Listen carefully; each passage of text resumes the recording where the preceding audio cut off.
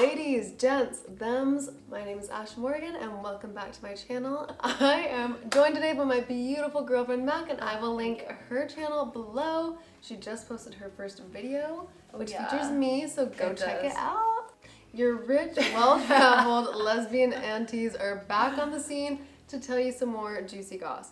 Actually, I'm going to tell you the juicy goss. This one is going to make the tipsy comments. Yeah, she refused to tell me more information about this today. I was asking questions. She was giving me like some cliffhangers, and then I was like, oh, like, tell me more. And she's like, nope, you gotta wait till I want to see your live reactions. I was like, okay. I know, actually, Mac hasn't even watched my whole Ann Lister Part 1 video yet because the editing just got finished today, so she hasn't seen all that yet. It's all gonna come as kind of a surprise. I have seen Gentleman Jack, though, so we'll see if that has any correlation Which to the is things that she's told me. so perfect. I'm really excited to see what you think of the real Ann Lister compared to Gentleman Jack. She sounds like a rad gal. I'm just gonna start off by saying that. My interpretation of her right now is that she was this badass playa. In the 1800s, okay, I was just telling Ash, I feel like you kind of had to be a playa back then. You had to have like the charm and like, you know, ability to seduce women, because let's be honest, it's even hard, especially for you femmes out there, hard to be a lesbian and for other people to know you're a lesbian. So imagine in the 1800s, before butch lesbians, masked lesbians, or even a thing. There's Wolfie. Oh, hello. Hello, sir, welcome. Like, my interpretation, at least right now, is that Ann Lister is a badass bitch. So, Okay, great. let's see how this progresses and my thoughts. Disclaimer, Ann Lister was born in the late 1700s. She was in a position of higher power. She was a little classist, didn't really care about the poorer classes. She had a little bit of toxic masculinity, and we're just gonna probably take the assumption she probably was racist being born back then. So that being said, there's all her dirty laundry. All the disclaimers. All the disclaimers. Now we're just gonna take a deep dive focus into her love life and gayness, okay? Gayness, that's all we care about here. We're not questioning her morals, just her gayness. Just the gayness. So I feel like I have to catch you guys up on a lot of goss that I missed last time, okay? Anne is just, it's like she's a never-ending fountain of gossip, if you will. It just never stops. She never stopped, okay? And so I feel like I found out some new stuff that I didn't know last time. Honestly, after I finish this video, I guarantee I'm gonna find more stuff about her because I have her journals and I'm probably gonna order the second. Let me tell you all the shit that I have learned about Miss Lister. Okay, so remember how I told you last week that Anne was still seeing other people even while her and Mariana were together? Well, Was Mariana aware of this? yes, I believe so. Mariana was married for a good chunk of it. Oh, so did she care or no? She didn't want Anne to see other people, but also Anne didn't want her to be married to a man. So it's like, Yikes. You know, I've heard of some situations in modern times like this. So, has much changed? I don't really know. okay, so as we said earlier, Anne was a playa, okay? So technically she was supposed to be faithful to Mariana. That was the hope of Mariana, right? She wanted Anne to be faithful to her. However, Anne kind of had a similar view to men back then. She thought that a person for status, regardless of being a female or a male, kind of had certain sexual liberties and were entitled to have mistresses, basically. It was one of her mindsets. Classic.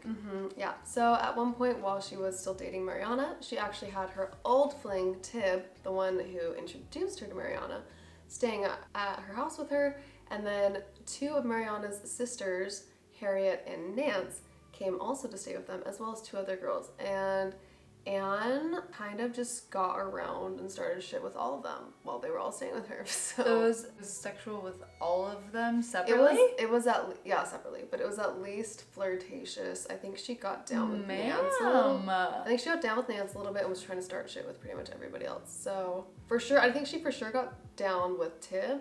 And then Nance, she at least was like kissing and stuff. The fact that Mariana, what was her first boo thing's name? Mariana. Okay, that she was introduced though by a girl before that, right? Yes.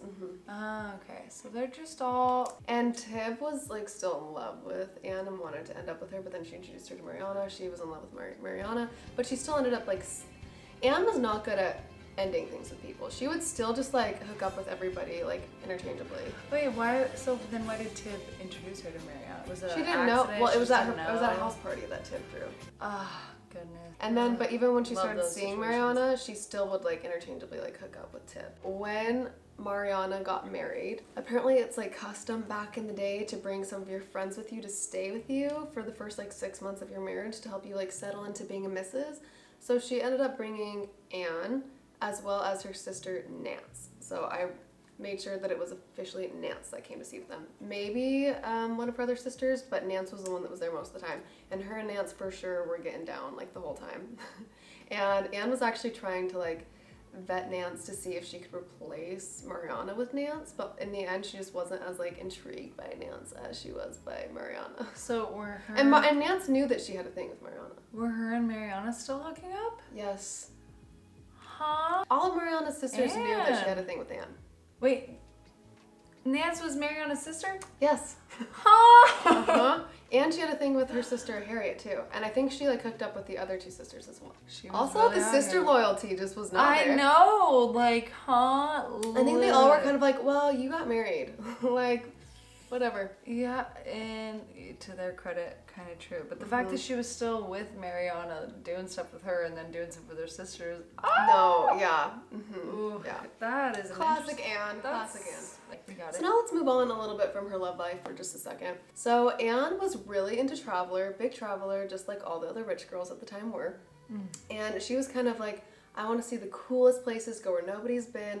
She ends up going and living in Paris for multiple years. She was extremely into science, and she would actually go attend all of the lectures by all of the top scientists at the time. She'd sit in on them with all the men and learned all this shit. She ended up setting up her own little dissecting room in her house, and she would have this like male medical student bring her like limbs and body parts from the hospital so that she could dissect them and like learn the anatomy of them.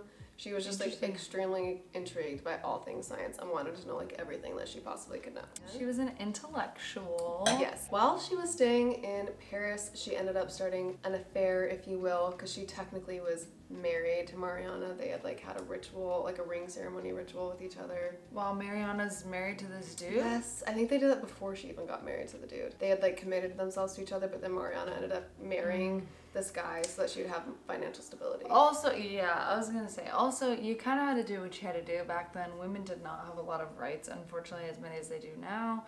As unfortunate as it is, a lot of women back in the day, they just had to do what they had to do, which is lucky for Anne. She didn't have to do that. She was a rich bitch. So Well, and that's why she away got to with just it. be a lesbian and live her life. Oh, That's the only reason she got to do that. good for her. You know, Yeah. I'm happy about Yep. that. So she was technically married to Mariana, but she started seeing this girl named Maria Barlow in France. They saw each other for 3 years. They actually ended up moving in together in Paris. So she'd kind of go between Paris, living with her girl, Maria, to going and like visiting Halifax and meeting up with Mariana, doing their thing. Okay, did this girl that she met in France have any other ties, or was she just like strictly for Anne? Oh, was she seeing anyone else? Yeah. I have no clue. I'm not sure. But I know she Okay. did want to marry Anne. So, kind of like Mariana was like, they both were like attracted to how masculine Anne was, but then also ashamed of it at the same time. Because it like was not the thing to do back then, right? 1800s Yeah. man. So, Maria actually like kind of hinted at Anne multiple times, like, you could kind of get away with like being a man. Like if you just kind of leaned into it a little bit more, you could just pretend that you were a man. And then she ended up asking like, why don't we just get married and you just like dress completely like a guy and pretend to be a guy, and then we just like basically have a heterosexual marriage and we can just be married and everyone can just think of you as a guy. And Anne was like, and so there's been speculation about Anne being trans. I think she very possibly was somewhere along the spectrum of it. Yeah. She might just not have known back then. Yeah. Like, how would you? But you know? she like was very much against this idea. She was like, no, like basically I want to marry you as a woman, like me being a woman, you as a woman. Like I Okay, want so us that to marry each sounds other. pretty It's pretty confident. lesbian. Pretty, to yeah, me. pretty, Yeah. pretty lesbian, I would say then. As I told you, her and Mariana had already pretty much considered themselves married, but in 1825 is when they ended up having that recommitment ceremony. And the recommitment ceremony is when they gave each other lockets with their pubic hair in it. Yeah, you missed that part. Well, while they're doing that, they're like, they cut off little pieces of their pubic hair, kissed each hair, and put them in the lockets for each other. And Mariana was like, you've never shared your pubic hair with anybody else before, right? And Anne just narrowly avoided saying, oh, with your sister Nance. Some things are just better left unsaid. This is written in her journal? Yes. So after this recommitment ceremony, Anne ended up feeling bad about seeing Maria. So she ended up sending this tear-soaked letter to Maria, telling her about how she decided to fully commit herself to Mariana again and just like breaking up with her. Classic lesbian. Yeah, but classic Anne, they still ended up hooking up sometimes and seeing each other after that. So classic lesbian again. Yeah. Pause on the story to just really see the similarities between lesbians in the 1800s to lesbians still today. I have definitely come in contact with quite a few fuckboy lesbians who acted not so different from Anne Lister. It's just, you know, some funny comparisons. Yeah, we were talking about how Anne is pretty much Shane from the L Word. Yes, that's what I said earlier. If Anne was like, born in these days, she would be Shane. She's got that charm, she's got like the swag, and she's like different and unique, and all the girls are like, yeah, it's like, oh, she's not that? even, except for like Anne wasn't even the hottest shit in all the land, okay? Yeah, but she had the confidence and just the suave, like. Also, recall from my last video how I mentioned that Anne and Mariana basically had this plan from the beginning when Mariana married Charles. So Charles was twice their age, basically. He was like 56 and Mariana was like 26-ish, something along those lines. Okay. When they got married. Also, the fact that she chose that dude over Anne. He was rich. Back in those days, guys. Nobody gave a shit how. hard. No girl wanted to actually marry their husband. Anne and Mariana had this plan. They're like, okay, he's double our age. He's gonna die before us. So we're just gonna wait until he dies. You're gonna get a male heir from him, or at least some kind of children from him. We're gonna take the children and his money after he dies and just live off of that and just live together and happily ever after. Dang. Inconveniently for them, he lived to be like 91 and Anne died at 59, so it just was quite unfortunate. Damn. Yeah. Also, side note, it's so wild. They were just like, she was so down. She's like, have a kid with him and we'll get money. Yeah, like, because they wanted a male heir so they could keep the estate and everything. But unfortunately, nothing went according to plan. They didn't have any children. And Charles ended up intercepting a letter that Anne had sent Mariana detailing this plan, mentioning this plan, and he got fucking pissed, as you can imagine.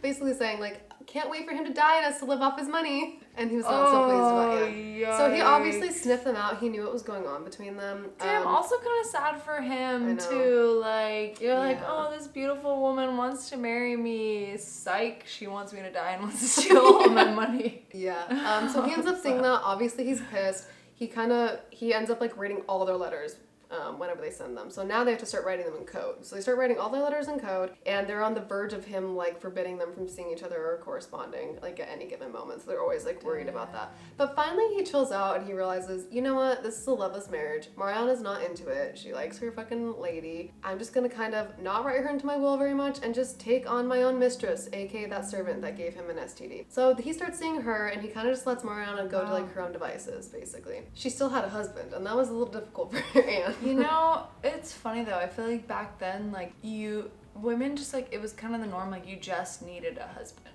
Like, it didn't matter if you, like, you actually liked them or not, or, like, if you guys were cheating on each other or not. Like, as long as it was mostly hush-hush, I feel like that was just, like, that was okay. Like, you had like, there's so many stories back then of, like, all these dudes, I don't know so much about women, but all these dudes having mistresses, and that was just, like, totally chill. So, another thing I wanted to mention from last time. I told you about how Anne and Mariana broke up last time. Well, I just wanted to note that apparently even after they broke up, they still ended up hooking up and seeing each other a good amount until Anne Walker moved in with Anne Lister. Just to put that in perspective, they broke up in 1816. Anne Walker moved in 1834. So that is 8 years after they broke up that they still kind of corresponded and hooked up every now and then. Hooking up on the low. Yes. Literally, they were still hooking up and seeing each other every now and then for the 2 years that Anne was courting Anne Walker until they actually made it official and got married. Okay, I wanted to say, back then, who could blame her? She would not have been getting any that whole 2 years. No, that's not accurate. She was hooking up with Anne Walker too. Oh, she was? Yes. Okay, take that back. Okay, but let's back up. Back up for all of you who don't know who Anne Walker is. Anne Walker is Anne Lister. It gets a little complicated with all the Annes. Okay.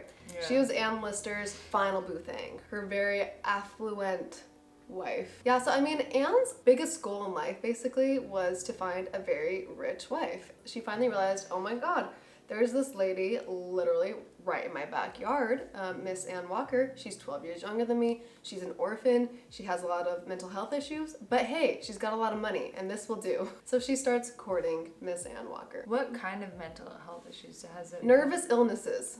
So I'm thinking like depression and anxiety, but really bad. Ann Walker and Ann Lister were completely opposites. Like Ann Lister is like this self-assured, confident, go-getter bitch who was literally like running her whole estate and making all this money and just like making all these moves. Ann Walker liked to kind of like languish on the couch and be pouty and like cry if the wrong color of bow was in her hair or if the wrong carriage came to the door, at least according to Ann Lister's diary. So I just want to point out this quote that I read by Martha Vicinis in her book Intimate Friends. She says, had she been a man, Lister's liaison with Ann Walker would have been seen as the ideal marriage, utilizing properties and policies to form a powerful Tory gentry base at the edge of industrializing Halifax. So Anne made a really smart business move with going after Anne. Unfortunately, nobody else saw it as valid because they were two women, which is very unfortunate. Anne courted Ann Walker hard, okay? The thing that Anne had to her advantage, how she got away with hooking up with all these ladies, is because since she was a woman, nobody suspected her really. I mean, there were rumors, don't get me wrong, but she had more liberties to be around women alone than men did. Back in that day, like men, there was close scrutiny anytime that a man was around a woman to make sure that he was behaving properly. Well, if it's two women, they could get away with like being alone all the time. They're just like super good friends. Yes, That's it. Which is exactly what the two Anns were. Yeah. They hooked up all the time, and they would just, every time after they'd have sex, they would go do communion together the next day to get right with God. Cute. Religious trauma. Yeah. Whoop, whoop. They were right in the middle of it. Wow. So Ann Walker basically went back and forth for 2 years trying to decide whether she wanted to like marry Anne or not. And she was, obviously had the question of, is this moral? Because at the time, obviously it was not. And imagine Ann Walker is already has a lot of mental health issues, is already very anxious to begin with. And Anne kept on reminding her like, no, like this is just as good as marriage, like even better in the eyes of God. Like we just need to take the sacrament together and exchange our rings and we'll be like considered married in front of God. Because she truly believed that God had made her gay and that he had intended for her to be that way. Which is true. These are feelings that you have that you're just like born with. It's not like a random thing. They're like, oh, I'm just choosing to be gay. It's like you make the choice whether or not to act on it, but you don't make the choice whether or not to feel those feelings. It's just there. So God did make her gay, and he made me gay, and he made you gay too. Yep. So we all gay out here. we all gay out here. God did it. Luckily, eventually, Ann Walker ended up making the decision to say, yes, let's get married. So they ended up exchanging rings together, taking the sacrament together, and calling it a marriage. They wrote each other into their wills, and Ann Walker moved into Shipton Hall with Anne. And this was all in like secret, right? Yes. Like on the low, they did this. For all their other issues, Anne was, as far as we know, according to her diaries, she was faithful to Anne once they got married. Aw, okay, well that's good. I mean, they did live together too, so it probably would have been harder for her to get away with anything. Yeah, true. And of course, Ann Walker's whole family was horrified when she moved in with Anne because they all knew the rumors and they were like, what are people gonna say about you? You're gonna bring shame to us, blah blah blah. But she still ended up moving in with her. And actually, this was touched on in Gentleman Jack, but I didn't fully understand the situation. So apparently, Ann Walker's aunt, Mrs. Priestley, used to be really good friends with Ann Lister. So they were really close friends for like 17 years. And Anne even told Mrs. Priestley about her being gay and about her relationship with Mariana. And Mrs. Priestley would always like defend her in front of everybody and stuff. But then she ended up finding out that she went after her younger niece and she was not okay with it. Mrs. Priestley actually ended up walking in on them kissing one time, and their friendship was never the same, to say the least. Oh my, the hypocrisy. Come on. It's like, yeah, go be sinful with somebody else, but as soon as it's my family, you know what? And guess what? There's a lot of people who claim that they like accept LGBT, they're not homophobic, but then the second that it's like their child, or something like that that's gay, they're like, oh, but I didn't want this. Like I'm okay with it, but not like as long as not in my life. Yeah. Like what? But apparently, like, everyone in town kind of knew what was going on with them, but since they were so rich and powerful, they just kind of were like, whatever, just do your turned a thing. blind eye. Yeah, exactly. Yeah. There were a lot of moral Money, indiscretions. baby. Yeah, there were a lot of moral indiscretions going on at the time, but money ruled all. Money, to this day, if you got money, you can make anybody turn a blind eye. It's, you know, no one's gonna mess with you. So, obviously, Anne and Anne had a lot of differences, and Anne Lister kind of got annoyed of Anne often. I like to think that she still loved her. I don't fully know. I need to investigate and read all of her journal entries on it.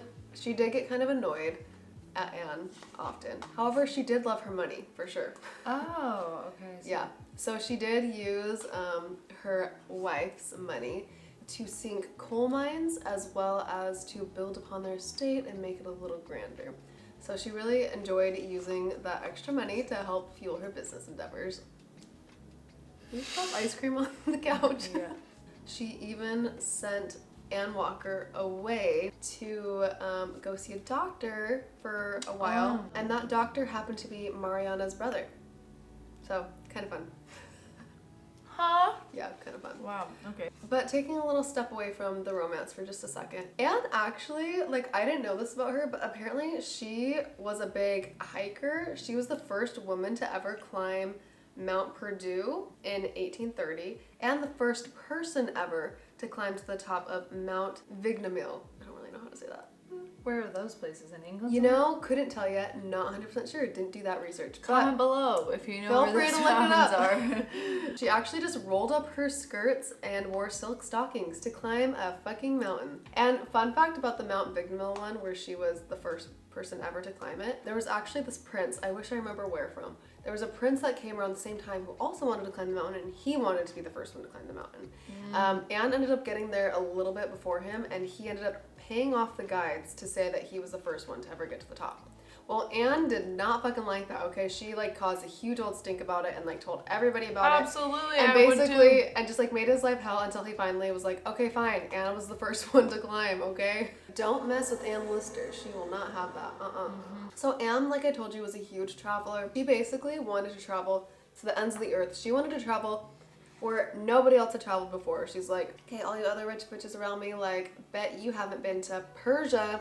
That was her main goal. She really wanted to go to Persia, which is modern day Iran. Sounds like me. Yes. She's like, let's get as exotic as we can. This was like the biggest event of her lifetime. She was super excited to go see Persia and like really check that out. Unfortunately, on the way there was a plague going around, as happens sometimes. And she got bitten by a tick that was carrying the plague, and she was really sick for 6 weeks and then ended up dying in modern day Georgia. Huh? Yes, at the age of 49. Of a That's fucking sad. tick. Hey, modern day Georgia though, let me say, apparently is beautiful. So hopefully she had some, you know, Yes. good sights to I don't know what see. Georgia was like back then, but yeah, and unfortunately, poor Anne Walker, who already had a lot of mental health issues, was there with her through this whole thing. She ended up having her body taken back and embalmed back to England. But Anne Walker never recovered after this. Oh man. Yeah, She that's- slowly went insane over the next 14 years after Anne's death. Her family swooped in and were able to announce her legally insane after 2 years and take over all of her assets and her home and everything. So it didn't even matter that Anne had written her will to her. They ended up taking like everything from Anne Walker. Damn. Yeah. Families were fucking vultures back then. They just wanted your estates and your money, and it was all about politics and stuff. One more final note about Anne Walker, just to kind of show how she went down. It's really unfortunate. She ended up locking herself inside her and Anne's old room and was in there for a long time, and nobody in the house could get her to come out. They ended up having to hire a locksmith to come and literally like take the door off its hinges. And when they opened the door to find her, they found the entire room covered in blood. She hadn't self-harmed herself. It was her period blood. So she'd literally been feeling so insane and just so racked with grief and whatever that she took all her period blood and smeared it all over the walls of the room. And they ended up taking her to an insane asylum. Guess which insane asylum? That's right, Mariana's dad's insane asylum. Her second lover to be taken there. So all just full circle, always comes back to Mariana. But that is the life of Anne Lister. A little different from Gentleman Jack. I'm really sorry. Her and Anne's love not as beautiful probably as Gentleman Jack Okay, makes but also it. not that far off though, I feel like. Yeah. It was there's a ton of similarities. It True. sounds like. Yeah. No, they were pretty accurate. I feel like they still did like paint the love story a little bit more. I mean, there was not a ton of other mistresses and stuff going on at But that I feel like they time, also so- kind of made her like see like so much more in love with Anne Walker in Gentleman Jack.